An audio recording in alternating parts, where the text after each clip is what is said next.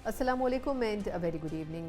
पाकिस्तान में दहशत गर्दी की जो लहर है, अगर देखा जाए तो सही मायनों में जिन सूबों के अंदर माजी में दहशत गर्दी परवान चढ़ी थी, जैसे कि बलूचिस्तान, वहाँ पर लगता यह है कि सूरत हाल आहिस्ता आहिस्ता शायद हुकूमत के काबू में जाती जा रही है। लेकिन दूसरा खैबर पख्तूनख्वा, जहाँ माजी में बड़ी हद तक दहशत गर्दी का सर कुचल दिया गया था, एक मरतबा फिर पिछले कुछ सालों में हम देख रहे हैं कि दहशत गर्दी जिस तेज़ी से परवान चढ़ी और फैली है, खुद सूबाई हुकूमत के हाथ से भी बहुत से मामलात निकल गए हैं। फिर पिछले कुछ अरसे में वादी तीरा के ऑपरेशन के नाम के ऊपर जो कंट्रोवर्सी क्रिएट हुई और वफाक और सूबे ने जिस तरह के बयानात दिए, उसके बाद लगता यह है कि शायद दहशत गर्दी के ख़िलाफ़ जो नेशनल एक्शन प्लान था या तमाम सियासी जमातों का जो एक यूनानिमस एजेंडा था, उसके ऊपर सही मायनों में उसकी रूह के मुताबिक अमल नहीं हो सका।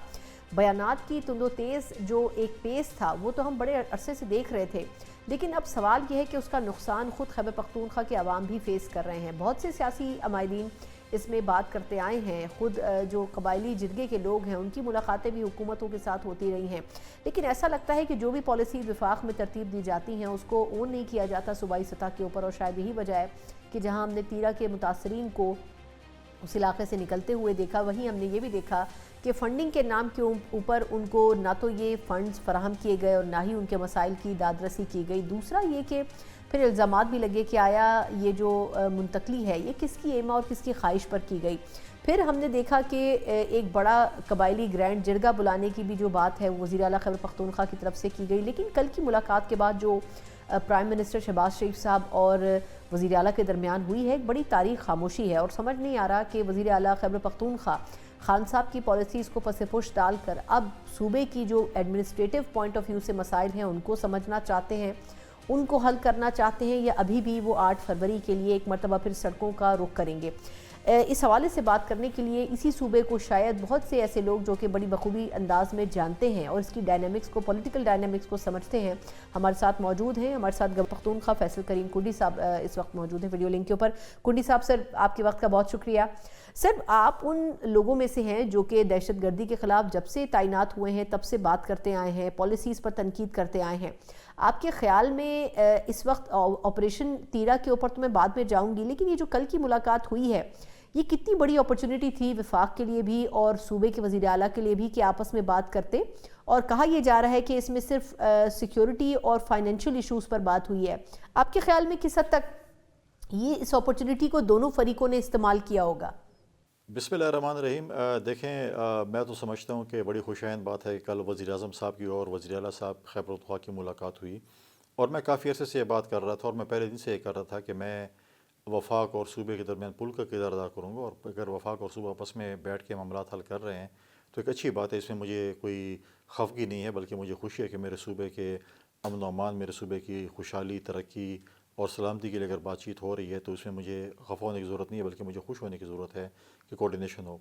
मैंने पिछले दिन भी कहा था, जब मैं खैबर गया, जब वहाँ पे तिरा के जो IDPs आए हुए थे या जो भी तिरा के लोग नकल मकानी करके आए हुए थे, उधर मैंने प्रेस टॉक की थी। उसके बाद ही मैंने बात की थी कि अगर हमें PTI के हमारे दोस्त कहते हैं कि आप अफ़गानिस्तान से बातचीत करें, आप उन लोगों से बातचीत करें, रियासत जिन्होंने रियासत के ख़िलाफ़ हथियार उठाए हुए हैं, जो पाकिस्तान के आइन को नहीं मानते, जो पाकिस्तान के कानून को नहीं मानते, हमें तो कहते हैं कि उनसे बातचीत करें। लेकिन जब सूबे की सलामती की बात आती है, अमन की बात आती है या कोई इशूज़ की बात आती है, तो सूबा वफाक से बात करने को तैयार नहीं है। मुल्क दुश्मनों से तो हमें सबक सिखाते हैं कि आप मुल्क दुश्मनों से बात करें, लेकिन जो मुल्क में अमन लाना चाहता है, जो मुल्क में खुशहाली और तरक्की लाना चाहता है, उससे आप बातचीत करने को तैयार नहीं है। लेकिन अच्छी बात है, कल उनकी मुलाकात हुई। जो बात आपने कहा कि जो उनका जो एक जो प्रेस रिलीज़ हुई जिसमें कहा कि पॉलिटिकल डिस्कशन नहीं हुई, मान लेते हैं कि नहीं हुई, मानने की बात तो नहीं है। जब दो सियासतदान बैठते हैं, मीडिया के दोस्त और सियासतदान आपस में बैठते हैं, तो डेफिनेटली पॉलिटिक्स से बातचीत होगी। चलो हम इसको मान लेते हैं जी कि पॉलिटिक्स से बातचीत नहीं हुई होगी, लेकिन सूबे के मामलों से बातचीत हुई होगी, जो मैं समझता हूँ कि हमारे लिए खुशाइंद है कि वफाक और सूबा मिलकर हमारे सूबे के लोगों की अमन की, खुशहाली की और तरक्की की बात कर रहे हैं। तो इसमें तो कोई, मैं समझता हूँ कि बुरी बात नहीं है, और फ्यूचर में भी मैं समझता हूँ कि इसकी ज़रूरत है कि हम वफाक के साथ कोऑर्डिनेशन करके अपने सूबों को आगे लेकर चलें। अब वैसे कुंडी साहब, सर क्या कहेंगे आप? वैसे तो आज एक तकरीब भी गालिबन हुई थी और वो बेसिकली तो यंग लीडर्स कॉन्फ्रेंस के नाम के ऊपर हुई थी खैबर पख्तूनख्वा में। वैसे मैं आपसे इसलिए राय जानना चाहूँगी कि आपने भी इस किस्म के इंटरेक्शंस बड़े किए हैं। उसमें एक स्टूडेंट की तरफ से आफरीदी साहब से सवाल हुआ, बच्ची तालबा थी, कि आखिर पिछले 13 सालों में आपने क्या किया है सूबे के लिए جو باقی صوبے فارم 47 کی پیداوار ہیں وہ صوبے تو آپ سے بہت بہتر پرفارم کر رہے ہیں. اس کے اوپر انہوں نے بجائے اس کے کہ ان کو مطمئن کرتے انہوں نے یہ جواب دیا کہ آپ یقیناً ANP یا کسی اور جماعت سے تعلق رکھتی ہوں گی تبھی آپ یہ سوال کر رہی ہیں. آپ خود کیا سمجھتے ہیں سر کہ پچھلے 13 سالوں میں KP گورنمنٹ نے کیا ڈیلیور کیا ہے جو PTI کے انڈر رہی ہے؟ دیکھیں اگر ان سے سوال کریں کوئی بچے یا بچی اسٹوڈنٹ کے کالج کے یا کوئی وہ سوال کریں تو ان کو یہ کہا جائے گا کہ آپ ANP کے ہیں یا پیپلز پارٹی کے ہیں PMLN کے ہیں. میڈیا والے سوال کریں گے تو بولیں گے جی آپ کو تو کسی کے اشارے پہ آپ سوال کر رہے ہیں, آپ اسٹیبلشمنٹ کے کہنے پہ سوال کر رہے ہیں چیزیں. یہ چاہتے ہیں کہ ان سے کوئی سوال نہ کرے لیکن جو ہے یہ صرف جو ہے لوگوں سے سوال کریں اور یہ کس کو جواب دینی ہے. دیکھیں 13 سالوں میں بات یہ ہے کہ یہ بتا دیں کہ اگر ایک کوئی ایسا اسٹیڈیم ہے اس وقت ہمارے صوبے میں جس میں انٹرنیشنل کرکٹ کھیلی جا سکے, نہیں ہے. کوئی ایک اسٹیڈیم انہوں نے بنایا, ایک اسٹیڈیم کا نام انہوں نے جو ہے ارباب نیاز اسٹیڈیم سے عمران خان اسٹیڈیم رکھ دیا. کیا اس سے جو ہے وہ آپ کھوتے کو گھوڑا بنا سکتے ہیں نام چینج کرنے سے؟ دوسری بات یہ ہے کہ ایک ہسپتال بھی نہیں بنایا. ہاں ایک LRH ہسپتال جو کہ بنا تھا, جو کہ یہ نے کہا کہ اس وقت تو آپ کی پارٹی کا وجود ہی نہیں تھا, آپ کی پارٹی کی بنیاد ہی نہیں رکھی گئی تھی جب وہ بنا تھا, اور کہتے جی ہم نے LRH ہسپتال بنایا. آج تک ایک ہاسپٹل نہیں بنا سکے. آج تک ابھی جب سے میں آیا ہوں اور مجھے تقریباً 2 سال ہونے کو آئے ہیں, یہ بتائیں کہ کیا انہوں نے کوئی میگا پروجیکٹس وفاق کے سے ریکویسٹ کر کے کوئی شروع کیے, یا انہوں نے وفاق کو کوئی کہا ہے کہ یہ ہمارے میگا پروجیکٹ ہے اس کو ہونا چاہیے؟ سوال ہی پیدا نہیں تک انہوں نے دیا ہو. تو اس قسم کی صورتحال ہے ہمارے صوبے کی جس پہ ان کا کوئی سروکار نہیں ہے کہ صوبہ چاہے جتنی بھی ترقی نہ ہو, جتنے بھی ڈیولپمنٹ کام وہاں پر نہ ہو, اور کہیں کہ جی ہم کوئی کام نہیں چاہتے, کوئی تحقیقاتی کام نہ ہو, لیکن چاہتے ہیں کہ بس ہم ایسے ہی چلتے رہیں. دیکھیں یہ کہتے ہیں کہ ہیلتھ اور ایجوکیشن ہماری پریورٹی ہے. ہیلتھ میں دیکھ لیں کیا انہوں نے کمالات کیے ہیں, اور ایجوکیشن میں کیا کمالات کیے ہیں وہ بھی آپ کے سامنے ہوں گی. تو ایسی سچ چیز نہیں جس پہ وہ کرے. ہاں ہیلتھی کمپٹیشن ہونا چاہیے. میں سمجھتا ہوں کہ اگر پنجاب ہے, سندھ میں, خیبر پختونخوا ہے, بلوچستان میں, اس میں اگر کوئی چیز اچھی ہوتی ہے جس کو اگلے صوبے کو فالو کرنا چاہیے, اور جو غلط ہے تو میں سمجھ نہیں. انہوں نے بلین ٹری کا نام لیا تھا کہ بلین ٹری ایسا پروجیکٹ ہے جس میں سال کے 12 موسم بھی آ چکے تھے, اور آج بلین ٹری کا نام لینے والا کوئی نہیں تھا, کیونکہ ٹمبر مافیا کے ساتھ مل کر انہوں نے سارے خیبر پختونخوا کے جنگلات میں میجورٹی بیچ دیے ہیں. تو آج وہ بلین ٹری جو ان کا ایک ماڈل تھا, رول ماڈل تھا, وہ آج کدھر گیا ہے؟ کیوں نام نہیں لیتے ہیں؟ کیوں نہیں کہتے کہ بلین ٹریز کا پروجیکٹ ہے اور یہ کامیاب پروجیکٹ ہے جو کہ سندھ میں بھی ہونا چاہیے, پنجاب میں بھی ہونا چاہیے, بلوچستان میں بھی ہونا چاہیے؟ نام لینے سے شرماتے ہیں کہ ہم بلین ٹری کا نام لیں. صحیح. اچھا سر, یہ وادی تیرہ کا کیا ایشو ہے؟ آپ تو گراؤنڈ ریالٹی سمجھتے ہیں, آپ کو ہم نے کئی چینلز پہ اس پہ بات کرتے ہوئے سنا ہے. یہ صوبہ کہتا ہے ہم نے ان کو نہیں بھیجا, وفاق کہتا ہے ہم نے نہیں بلایا, پھر فنڈ بھی جاری ہوئے. آپ کے خیال میں آپریشن تو ضروری تھا, کیا اس وقت موسم کی وجہ سے ٹائمنگ ایسی ہے کہ وفاق اون نہیں کر رہا آپریشن کو؟ اصل ہوا کیا واقعہ جس کے اوپر دونوں ہی ایک دوسرے کے سامنے کھڑے ہیں اور اپنے اپنے بیانات سے مکر گئے؟ دیکھیں ٹی وی پہ آ رہا تھا اور نارملی ڈسکشن ہو رہی تھی کہ تیرہ میں کیونکہ ملیٹنسی اور یہاں پر آپریشن کی ایک ضرورت ہے, اور صوبائی حکومت نے یہ سمجھا کہ شاید وفاقی حکومت آپریشن کرنے جا رہی ہے, تو انہوں نے کہا کہ جی آپریشن کرنے جا رہے ہیں, ہم اعتماد میں نہیں لے رہے, ہم سے نہیں پوچھ رہے.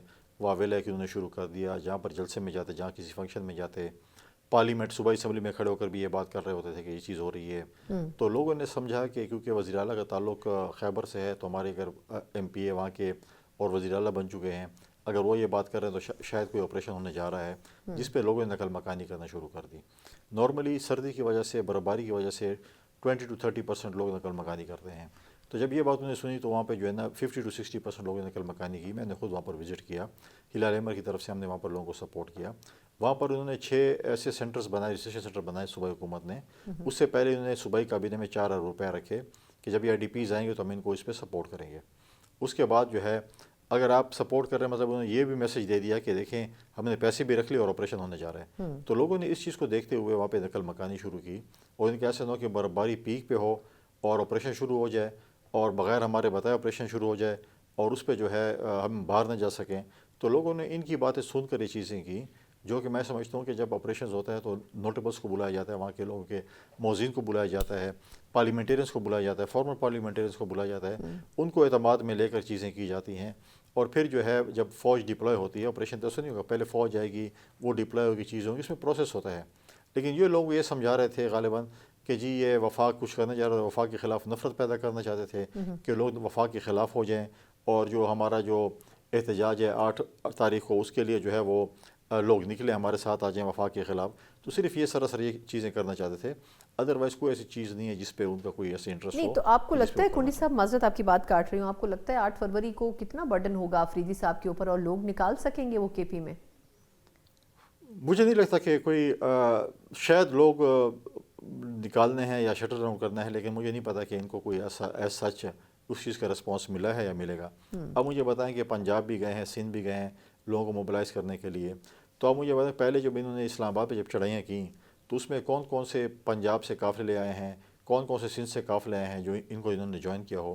یہ تو سارے سرکاری جو ہے وہ وسائل کے لوگ تھے، DCs, TMAs کے ملازمین یا ٹی ایم ایز جو ہوں، وہ جو ہے وہ ریونیو ڈپارٹمنٹ کے لوگ ان کو گاڑیاں بھر بھر کے دیتے تھے. یار یہ گاڑیاں ہیں، کچھ گاڑیاں خود بھر دیتے تھے، کچھ خالی بھیج دیتے تھے، اور وہ لوگ اسلام آباد آتے تھے.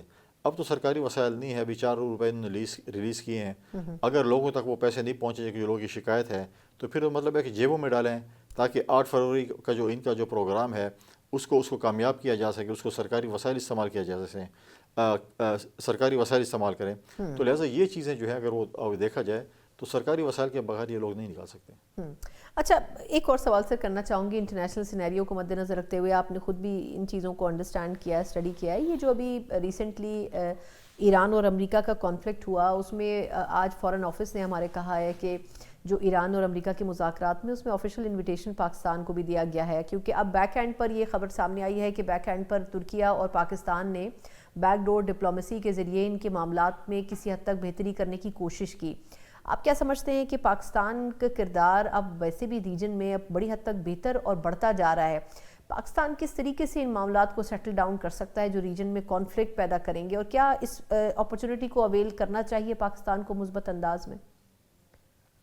دیکھیے ڈیفینیٹلی پاکستان کو جو ہے یہاں پہ جو چینجز آ رہے ہیں اس کو جو ہے وہ پازیٹیولی دیکھ کے اس کو پازیٹیولی انگیجمنٹ ہونی چاہیے. ہم اس چیز کا فائدہ اٹھائیں. دیکھیں جب انڈیا سے ہم جنگ جیتے ہیں تو اس کے بعد آپ دیکھیں ایوریج بیس پہ اگر آپ دیکھیں کہ کوئی نہ کوئی ہیڈ آف دی اسٹیٹ جو ہے پاکستان کے وزٹ پہ آ رہا ہے منتھلی، یا پھر ہم جا رہے ہیں، وزیر اعظم صاحب جا رہے ہیں، پریزیڈنٹ صاحب جا رہے ہیں، فیلڈ مارشل صاحب جا رہے ہیں، وزٹس کر رہے ہیں. لوگ جو ہے وہ پاکستان کی طرف آنا چاہتے ہیں، لوگ پاکستان کے ساتھ کاروبار کرنا چاہتے ہیں، لوگ پاکستان کے ساتھ انگیجمنٹ کرنا چاہتے ہیں، جو کہ میں سمجھتی ہوں بڑا ایک پازیٹیو سائن ہے. تو لہٰذا ہم نے اس اپرچونٹی کا فائدہ اٹھاتے ہوئے ہم دنیا کے ساتھ انگیجمنٹ کریں، ہم دنیا کے ساتھ بزنس کریں. بہت سے وسائل ہمارے، بہت سے ایسی چیزیں ہیں جس پہ ہم انگیجمنٹ بھی کر سکتے ہیں اور جو ہے لوگوں کو بزنس بھی کر سکتے ہیں. تو یہ جو ہے میں سمجھتا ہوں کہ پاکستان کے لیے بہت بہترین اپرچونٹی ہے جس کا فائدہ اٹھانا چاہیے ہماری بزنس کمیونٹی کو بھی اور باقی لوگوں کو بھی. لیکن چلتے چلتے سر اگر ایسی سچویشن میں 8 فروری آ جائے اور اس میں پھر پورے ملک میں ایسا احتجاج ہو اور یہ کہا جائے پوری حکومت ہی فارم 47 پہ کھڑی ہے، تو پھر کیا امپریشن ہمارا جائے گا دنیا کے سامنے؟ دیکھیں کسی کہنے پہ تو فارم 47 پہ حکومت نہیں کھڑی ہو سکتی نا. اگر آپ بتائیں کہ 3 صوبوں میں الیکشن حرام تھا اور 1 صوبے میں حلال ہو گیا، بالکل، تو مطلب کہتے ہیں ہمارے والے جو آئے ہیں وہ تو ٹھیک ہیں لیکن باقی جتنے بھی ہیں وہ سارے حرام ہیں اور وہ 47 والے ہیں، ہم 45 والے ہیں. لہٰذا ایسی چیزیں نہیں ہیں. ابھی ریسنٹلی ضمنی الیکشن ہوئے ہری پور میں، جہاں پر تمام صوبائی حکومت کے لوگ جو تھے وہ پولنگ ایجنٹ تھے، پریزائڈنگ افسرس تھے. ان کے جو ہے صوبے میں ہوا، میجورٹی جو ہے وہ صوبہ کنٹرول کری تھی. اس کے باوجود بھی اگر وہ ہار گئے، ان کا former leader of the opposition ہے، وہ اپنی اگر سیٹ ہار گئی ہے، ان کی گھر سے ان کا ایک نمائندہ کھڑا تھا، ان کی وائف کھڑی تھی، اگر وہ ہار گئے اپنی ہی صوبائی حکومت کے ہوتے ہیں جس کے پریزائڈنگ افسر سرکاری ملازمین ہوتے ہیں، صوبے کے ہوتے ہیں، پولیس ان کے ساتھ تھی، لیکن اس کے باوجود بھی اگر ہار گئے تو آپ کو رسپانس پتہ چل جاتا ہے کہ کیا پوزیشن ہے.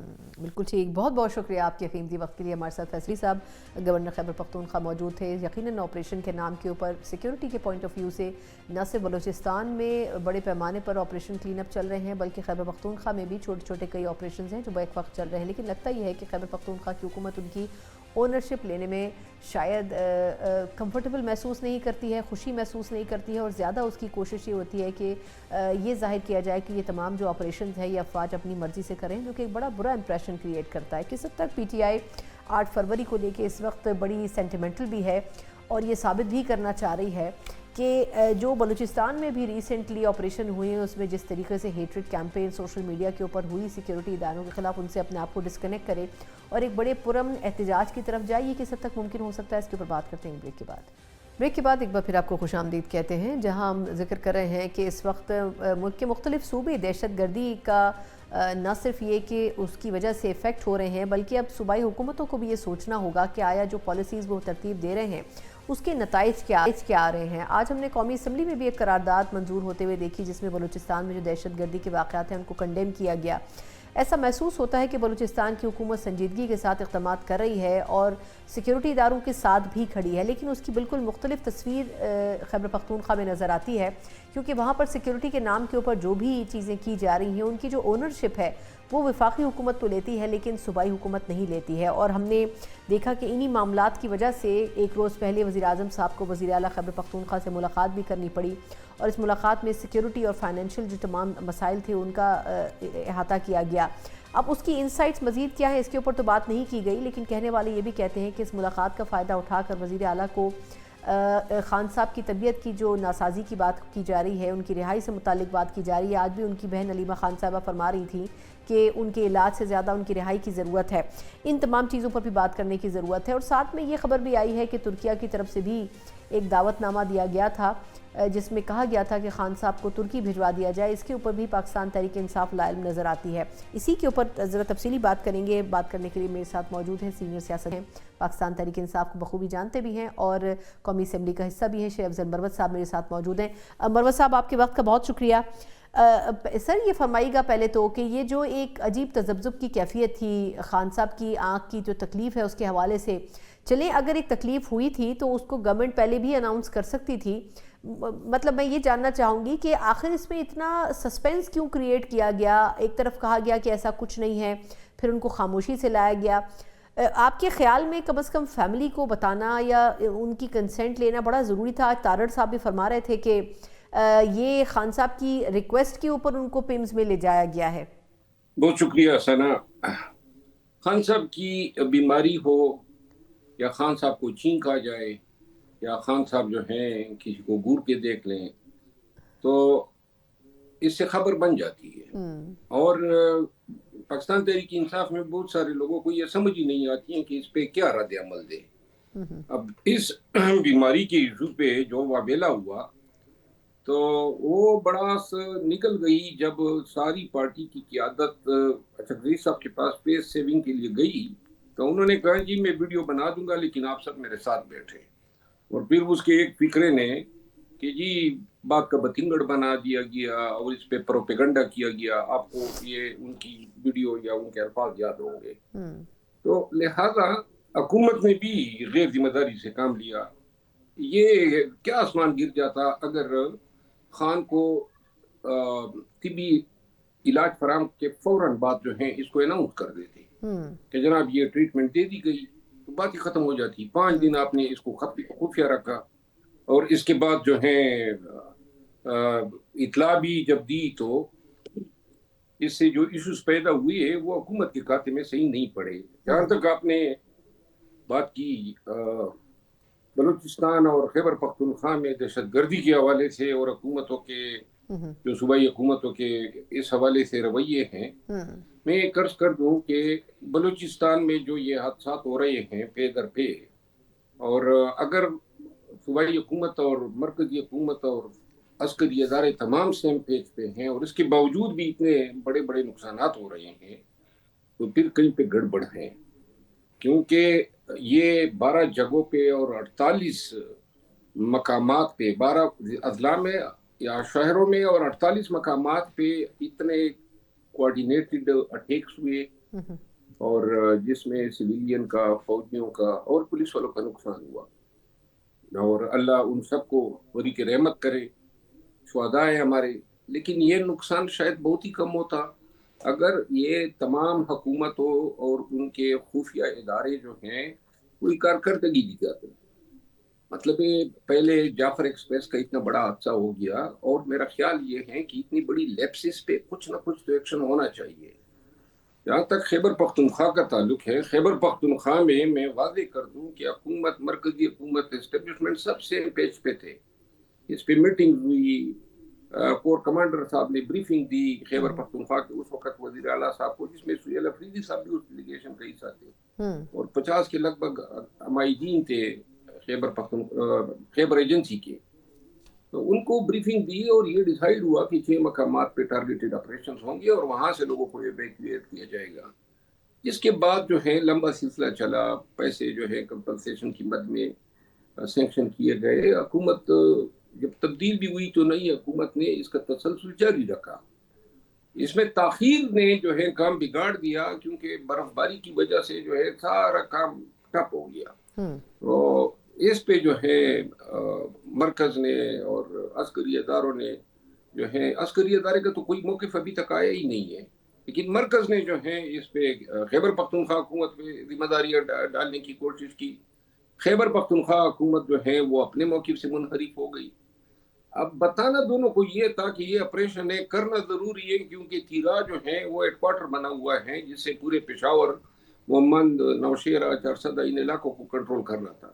اور ابھی بھی وہ فوج جو گئی ہوئی ہے وہ ابھی تک ادھر ہی پڑی ہے اور وہ انتظار کرے گی کہ جو ہی برف پگھلے گی تو کوئی آپریشن کریں گے.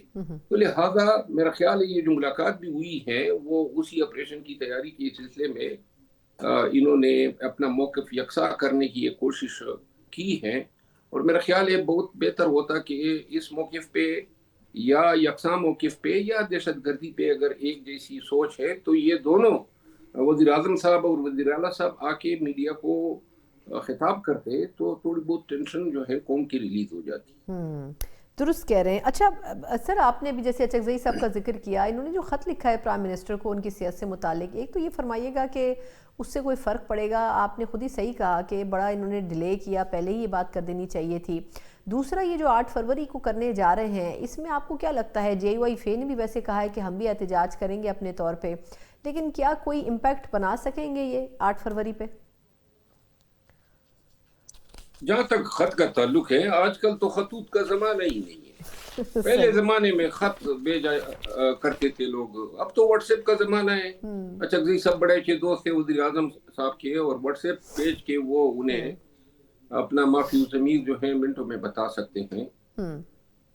تو میرا خیال یہ ہے. اور ویسی بھی آج کل خطوط کے جوابات کوئی دیتا ہی نہیں ہے، ڈاکخانے لوگ بھول گئے ہیں، اور ویسے ملتا بھی ہے یا نہیں ملتا ہے یہ بھی علیحدہ ایک ایشو بن جاتا ہے.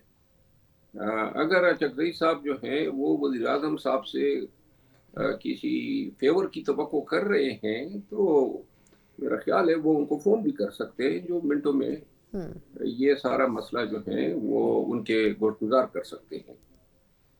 اب جہاں تک آپ کے دوسرے سوال کا تعلق ہے، 8 فروری جو ہے اب حکومت نے بھی چال چلی ہے، اس کو بسنت ڈکلیئر کر دیا، اور بہت زیادہ رش بھی ہے ہوائی جہازوں پہ پیسنجرز کا لاہور کی طرف. خود مجھے بھی دعوت ملی ہے بسنت پہ لاہور جانے کا، اور شاید میں جا بھی رہا ہوں.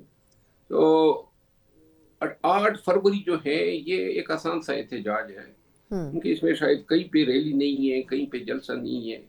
بس لوگوں کو کہا گیا ہے کہ پہیا جام کر دیں اور شٹر ڈاؤن کر دیں. شٹر ڈاؤن تو ویسے بھی ہوگا کیونکہ اتوار کا دن ہے، ساری دکانات بند ہوتے ہیں، دکاندار اس دن چھٹی کرتے ہیں، اور پہیا بھی جو ہے اتوار کے دن کچھ کم ہی گھومتا ہے. اب یہ دیکھنا ہوگا کہ پی ٹی آئی نے جو کاوشیں کی، وزیر اعلیٰ صاحب گئے 2 صوبوں میں، اس کے نتیجے میں کیا پبلک کنونس ہوئی ہے، اور کیا پی ٹی آئی نے بحیثیت پارٹی لوگوں کو کنونس کرنے کے لیے خود بھی کوئی ترغیب، کوئی لوگوں کو جو ہے تبلیغ کی ہے کہ ان کا نکلنا ضروری ہے، پاکستان کا جام کیا جانا ضروری ہے. یہ کاز بڑا نوبل ہے خان کے لیے اور بنیادی انسانی حقوق کے لیے، لیکن مجھے ذاتی طور پہ 8 فروری کے لیے کاوشوں، محنت اور کوششوں میں جو ہے بہت ہی کمی نظر آ رہی ہے. مجھے نہیں لگتا ہے کہ 8 فروری کا احتجاج جو ہے وہ کامیاب ہوگا. اچھا، یہ ویسے بڑی حیرت کی بات ہے سر کہ آپ کو لگ رہا ہے کہ یہ نہیں ہو سکے گا، لیکن آپ کے خیال میں اگر یہ کامیاب نہیں ہوگا تو پھر یہ کس چیز کا دباؤ حکومت پہ ڈال سکتے ہیں؟ ابھی بڑی انٹرسٹنگ ایک خبر آئی تھی کہ ترکیہ کی طرف سے پچھلے سال، ویسے تو یہ مشاہد حسین صاحب نے فرمایا تھا لیکن obviously وہ کوئی جھوٹی بات تو نہیں کریں گے، لیکن انہوں نے کہا کہ وہ خان صاحب کے حوالے سے وہ چاہتے تھے کہ خان صاحب کو ترکیہ بھیج دیا جائے. اب اس پہ پی ٹی آئی سے پوچھیں تو وہ تو اس کو اون نہیں کرتی ہے، لیکن جب وہ پچھلے سال کی بات کر رہے ہیں تو آپ کسی حد تک اس پہ رائے دے سکتے ہیں کہ کیا واقعی ایسا ممکن ہو سکتا ہے؟ کہ مشاہد حسین سید صاحب جو ہیں ان کے بڑے کنٹیکٹس ہیں فارن آفس میں، فارن سروسز میں، اور ایک ریلائبل آواز ہے. تو انہوں نے اگر ایک بات کی ہے تو یہ بات انہیں اپنے پیٹ سے کرنے کی تو ضرورت ہی نہیں تھی. میں سمجھتا ہوں کہ یہ ترکیہ کے صدر طیب اردوان نے اگر اس طرح کسی فرمائش کا اظہار کیا ہے یا خواہش ظاہر کی ہے تو پاکستان تحریک انصاف جو ہے وہ آگاہ ہونا چاہیے تھا. لیکن زیادہ تر مجھے یہ محسوس ہو رہا ہے کہ شاید کسی موقع پہ ایک متبادل کے طور پہ کوئی آپشن دیا گیا ہوگا، اور اگر پی ٹی آئی اس کو ڈسون کر رہی ہے تو میرا خیال ہے اچھا نہیں کر رہی ہے، کیونکہ یہ جو وقت ہیں، جو ملک میں حالات ہیں، جو نظام ہیں، اس کے پیش نظر سب سے اہم کام ہے خان کی رہائی. اور یہ رہائی پہ جو ہے اگر کسی عالمی لیڈر نے یا کسی دوست اسلامی ملک نے کوئی کاوشیں کی ہیں تو اس کی ستائش بھی ہونی چاہیے. اور اگر یہ اپنے منطقی انجام تک یہ سلسلہ نہیں پہنچا ہے تو اس حوالے سے ذرا تھوڑی بہت کوششیں کر کے دوبارہ جو ہے اس کے لیے لائے عمل ترتیب دیا جا سکتا ہے. اچھا سر، یہ اگر آپ کو لگتا ہے کہ ہو سکتا ہے، کچھ لوگوں کی تو یہ بھی رائے ہے کہ پی ٹی آئی میں بہت سے لوگ یہ چاہتے ہی نہیں ہے کہ خان صاحب باہر آئیں. اب جس طرح بھی آپ ابھی سیکیورٹی اور آپریشنز کی بات کر رہے تھے، تو بلوچستان میں جب یہ پچھلے ہفتے ہو رہا تھا سب کچھ، تو سوشل میڈیا پہ ایک پوری بھرپور مہم چلائی جا رہی تھی. سوشل میڈیا پہ پی ٹی آئی کے جو انفلوئنسڈ اکاؤنٹس تھے، اب پی ٹی آئی نے تو اس سے ڈسون کر لیا اپنے آپ کو کہ ہم اس سے قطع تعلق کرتے ہیں، لیکن آپ بھی جانتے ہیں کہ وہ باہر سے بیٹھ کے چلائے جاتے ہیں، اور اب وہ تمام جو لوگ آفیشلز اس کو ڈسون کر رہے ہیں، اب ان کی درگت بنے گی سوشل میڈیا پہ. تو یہ کیسے کوئی بھی ڈیسیجن لے سکتے ہیں جب یہ خود دباؤ میں موجود ہیں؟ دیکھیں، ایک کڑوا زہر کا گھونٹ پی ٹی آئی کو یا اس کی قیادت کو پینا ہوگا. ان کو علی اعلان ان چند یوٹیوبرز کو اور چند ٹویٹر ہینڈلر کو جو ہے نہ کہ صرف ڈسون کرنا ہوگا بلکہ ان کی مذمت کرنی ہوگی. یہ لوگ پی ٹی آئی پہ جو ہیں irreversible نقصانات جو ہیں، ناقابل تلافی نقصانات جو ہیں وہ پی ٹی آئی کو پہنچا چکے ہیں، خان کے کاس کو، ہماری جدوجہد کو. اور یہ تب تک ممکن نہیں ہے جب تک آپ ہیڈ آن کولیشن ان سے نہ لیں اور ان کو بتا دیں کہ بس جی آپ نے کافی پیسے کما لیے ہیں، اب ہمارے نام پہ اور خان کے حقوق پہ اور پی ٹی آئی کے کاس پہ مزید ڈالر آپ نہ کمائیں. اس پہ کاش پارٹی ایک سال پہلے جو ہیں یہ بیانیہ دے دی تھی. ان لوگوں سے جان چھڑانی اس لیے مشکل ہو گئی ہے کہ ان کا رزق جو ہے نا وہ سنسنی پھیلانے میں، جھوٹ میں، لان تان میں، گالم گلوچ میں ہے. اور جو نوجوان نسل ہے وہ یہ سمجھتی ہیں کہ شاید یہ تو بڑے انقلابی ہے. سارے انقلابی جو ہیں ادھر سے گٹ جوڑ کر کے اور ایجنسیوں کے تعاون سے جو ہیں بیرون ملک وارد ہوئے ہیں. تو لہٰذا پاکستان تحریک انصاف کو اگر کسی چیز نے سب سے زیادہ نقصان دیا ہے، اسٹیبلشمنٹ سے بھی کہیں زیادہ اور عدالتی فیصلوں سے بھی کہیں زیادہ، تو وہ اس کی ان یوٹیوبرز میڈیا نے دیا ہے، جنہوں نے ہر وقت جب بھی بات بنتی نظر آتی تھی تو کچھ نہ کچھ یہ کر پاتے تھے. اور یوں جو ہے 3 دفعہ خان کی رہائی جو ہے ان کی وجہ سے ڈیفر ہوئی. بالکل صحیح، یعنی کہ سر اس ڈسون سے بھی کچھ ایک قدم آگے جانا پڑے گا. آخری سوال سر آپ سے کہ آپ کے خیال میں مذاکرات کی بات تو بالکل کٹ آف ہو چکی ہے گورنمنٹ اور اپوزیشن کے درمیان، آپ کو کیا لگتا ہے کہ کوئی اب کہیں آگے چل کر امید ہو سکتی ہے 8 فروری کے بعد، یا معاملات اور ابتری کی طرف جائیں گی؟ کیونکہ اچکزئی صاحب کے آنے کے بعد یہ توقع تھی کہ شاید کچھ چیزیں بہتر ہو سکیں گی. دیکھیں جی، مذاکرات کے لیے جو ایشوز ہیں جن پہ مذاکرات ہونے ہیں وہ ایشوز کچھ اس طرح اب رخ اور شکل اختیار کر گئے ہیں کہ یہ حل نہ ہونے والے ہیں. یعنی جو پی ٹی آئی کے تقاضے ہیں، ڈیمانڈز ہیں، اگر ایک چیز پہ آئیڈیلی تو یہ بات ہو سکتی ہے کہ خان کی اور سیاسی قیدیوں کی رہائی پہ کمپرومائز کر لے پی ٹی آئی، لیکن یہ کمپرومائز جو ہے وہ بہت بڑی قیمت ہوگی اس پوری جدوجہد کی، اس پورے کاز کی مشن کے لیے جو پاکستان تحریک انصاف نے مارک آئی. لیکن میرا خیال یہ ہے کہ اگر मुस्तकबिल में हमने खून खराबे से बचना है, तवाइफुल मलूकी से बचना है, मुल्क में अनारकी से बचना है, पाकिस्तान की रियासत को कमज़ोर न करने की इस प्रोसेस से बचना है, तो मेरा ख्याल ये है कि इसमें कोई अना और कोई जो है इज्जत नफ्स मौजूद नहीं होगी अगर हम खान की और सियासी कैदियों की रिहाई पे जो है कुछ न कुछ मामलात उनके मान लें। बिल्कुल ठीक। आखिर में चलते चलते सर आपने बड़ी अहम बात की है, बहुत बहुत शुक्रिया। शेर अफजल मरवत साहब हमारे साथ मौजूद थे। हुसैन मशवरे जो कि पाकिस्तान तहरीक इंसाफ के लिए बड़े ज़रूरी थे वो देते आए हैं, और अफसोस की बात यह है कि पीटीआई ने कभी भी इन मुफीद मशवरों के ऊपर कान नहीं दिया। लेकिन एक बात ज़रूर है कि पाकिस्तान तहरीक इंसाफ के पास जितने भी ऑप्शंस थे, हर गुजरते दिन के साथ उन ऑप्शंस में कमी आती जा रही है। देखा जाए तो इस वक्त मुज़ाकरात के अलावा और कोई दरवाज़ा खुला नहीं है, लेकिन क्या वाकई अब हुकूमत भी इंटरेस्टेड है या नहीं, ये भी एक बड़ा सवाल है। एक मुख्तसर वक्फा, और जहां हम बात करते हैं कि सियासी तब्दीलियां होती हैं, वहीं इस पर भी जिक्र करना बड़ा ज़रूरी है कि मुख्तलिफ सर्वेज़ वक्त के साथ साथ ऐसे सामने आ रहे हैं जिसमें लगता यह है कि आवाम का माइंड सेट 2024 के मुकाबले में अब बहुत तब्दील हो चुका है। किस हद तक इस पर बात करते हैं एक ब्रेक के बाद। ब्रेक के बाद एक बार फिर आपको खुशामदीद कहते हैं। सियासी इशूज़ अपनी जगह है, लेकिन अगर देखा जाए तो आवाम के जो दरीना मसाइल हैं, चाहे वो गवर्नेंस हो, चाहे महंगाई हो, चाहे वो इशूज़ हो जो कि एडमिनिस्ट्रेटिव इशूज़ हैं, बड़ी हद तक ट्रांसपेरेंसी और अकाउंटेबिलिटी, ये वो तमाम दरीना मुतालबात हैं जो किसी भी कौम में जो अवाम होते हैं बुनियादी तौर पर उनकी अवलीन तरजीह होती है और उनकी ज़रूरत भी होती है। इन तमाम पैरामीटर्स को अगर देखा जाए तो उससे जस्टिफाई किया जा सकता है कि वो कौम तरक्की के किस मैयार पर खड़ी है। अभी रिसेंटली FPCCI की तरफ से एक बड़ी ही कॉम्प्रिहेंसिव स्टडी की गई, और उस सर्वे में ऐसे बहुत से अहम इशूज़ को उठाया गया जो कि बेसिकली पाकिस्तान के गवर्नेंस का जो निज़ाम है, जो ट्रांसपेरेंसी का एक अमल है, जो अकाउंटेबिलिटी का एक सिस्टम मौजूद है, उसके ऊपर आवाम कितना ट्रस्ट करते हैं और वो कहाँ स्टैंड करता है, उसकी भरपूर अक्कासी करता है। इसके ऊपर ज़रा तफसीली बात करते हैं। FPCCI जिसने खुद ये सर्वे कंडक्ट किया है उसके हवाले से ज़रा तफसीली बात करेंगे। मेरे साथ मौजूद है मियाँ जाहिद हुसैन साहब, जो पॉलिसी एडवाइजरी बोर्ड FPCCI के चेयरमैन हैं और जिनकी सुपरविजन में ये सर्वे पूरा कंडक्ट किया गया है। जाहिद साहब, सर बहुत शुक्रिया आपके वक्त का।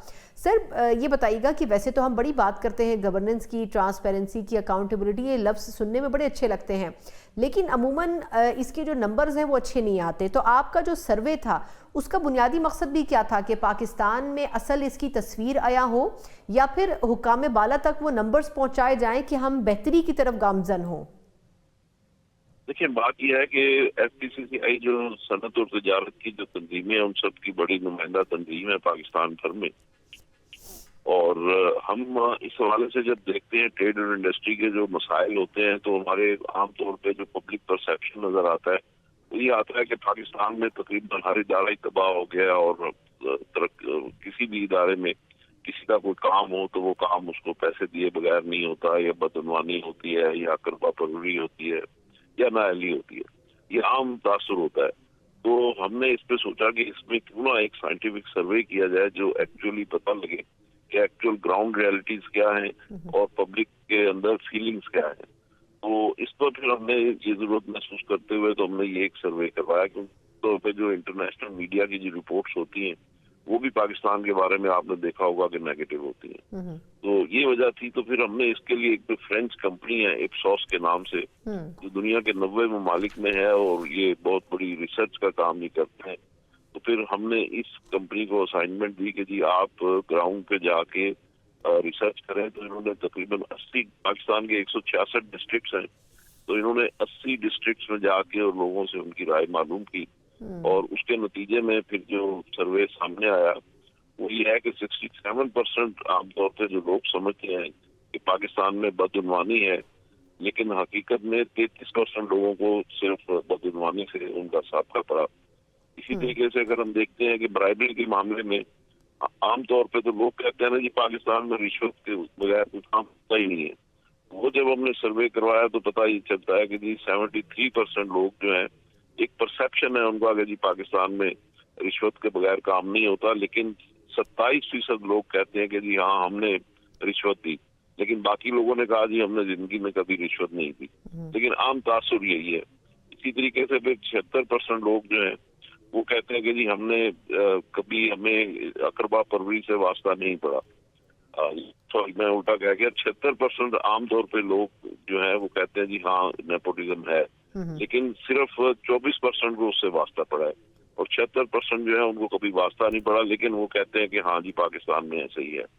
ये जो ओवरऑल ये एक पाकिस्तान में नेगेटिव पिक्चर है, परसेप्शन है, यानी लोगों के ख्यालात हैं कि पाकिस्तान में कोई काम अच्छा होता ही नहीं है, तो उसके बारे में ये सर्वे है। और उसमें जो हकायक हमारे सामने आए हैं ये बड़े हैरान कुन है कि आमतौर पे कोई भी जो फिगर नेगेटिव है वो 24, 25, 27% से ज्यादा नहीं है, लेकिन आमतौर पे लोग तो कहते हैं नहीं जी पाकिस्तान में बहुत ही हालात खराब है।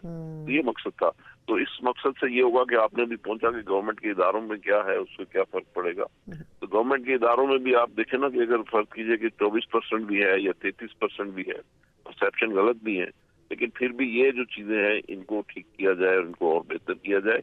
और एक इससे और भी चीज जाहिर होती है कि जब आप इसको दुनिया के दूसरे ममालिक के साथ कंपेयर करते हैं तो कमोबेश जो पाकिस्तान में जो ग्राउंड रियलिटीज हैं वही चीज दूसरे मुल्कों में भी है।